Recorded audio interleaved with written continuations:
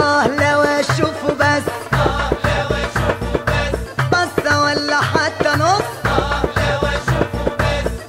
لو اشوفه بس بصة ولا حتى نص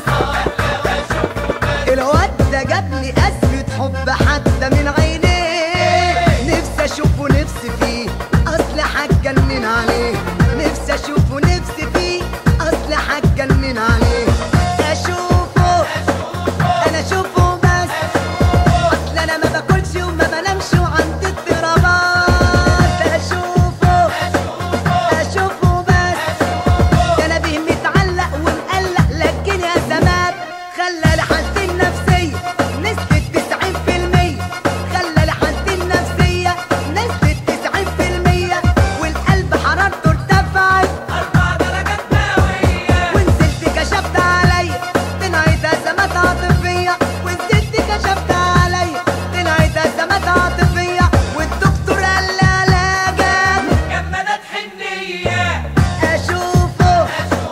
طب اشوفه بس اصل انا ما باكلش وما بنامش وعندي اضطرابات اشوفه لو اشوفه بس ده انا بيه متعلق ومقلق لكن يا زمان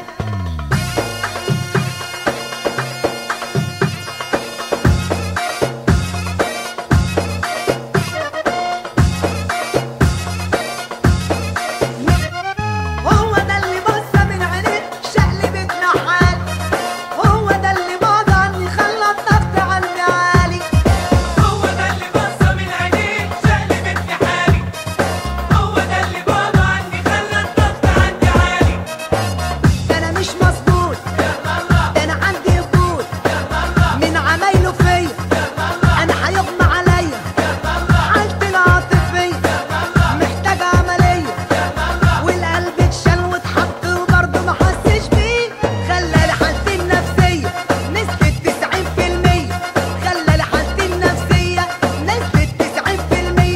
والقلب حرارته ارتفعت 4 درجات مئوية ونزلت كشفت عليا طلعت ازمات عاطفيه ونزلت كشفت عليا طلعت ازمات عاطفيه والدكتور قال لي علاجك جمادات حنية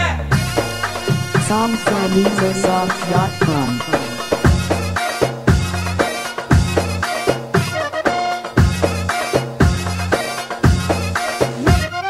ده اللي كل حته فيا دايبه في كل حته فيه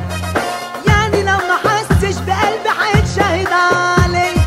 خلي كل حتة فيا دايما في كل حتة فيه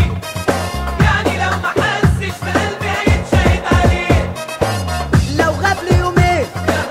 بحتاج فيتامين لو غاب له دقايق بفضل متضايق واتعب نفسيا وكمان عاطفيا وعليا نظرة بيضاف لو ما شافتش عيني خلى لي حالتي النفسية نسبة 90% خلى لي حالتي النفسية نسبة 90% والقلب حرارته ارتفعت 4 درجات مئوية ونزلت كشفت عليا طلعت ازمات عاطفيه ونزلت كشفت عليا طلعت ازمات عاطفيه والدكتور قال لي علاجك جمادات حنية اشوفه انا اشوفه بس اصل انا ما باكلش وما